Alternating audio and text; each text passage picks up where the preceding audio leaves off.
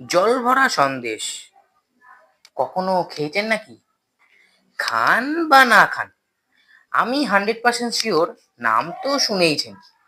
কিন্তু জানেন কি, এই সন্দেশের জন্মের পিছনে রয়েছে এক সুন্দর কাহিনী।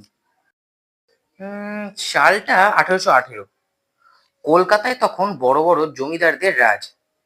তেমনি ভদ্রেশ্বরের তেলেনি পাড়ার ব্যানার্জিরা তখনকার দিনের বড় জমিদার।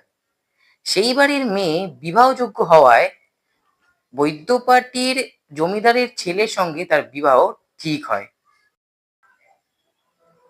এইবারই তো আসল মজা।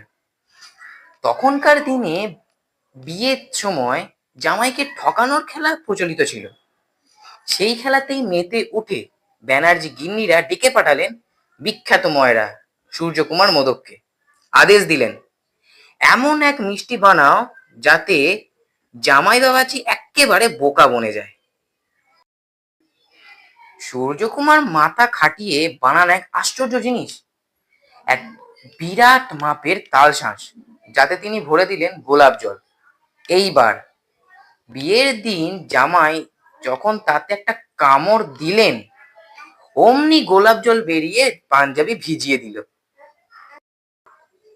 এই মিষ্টি তো সূর্যকুমারকে অমর করে দেয়। মিষ্টির নাম হয় জল ভরা। অন্য মিষ্টির সাথে এর পার্থক্য এই যে জল ভরা ভেতরে তরল পদার্থ নিয়ে দাঁড়িয়ে থাকে, শোয়ানো নয়। হুম, এখন যদি আপনার জিভে জল আসে, তার জন্য কিন্তু মশাই আমি দায়ী নই।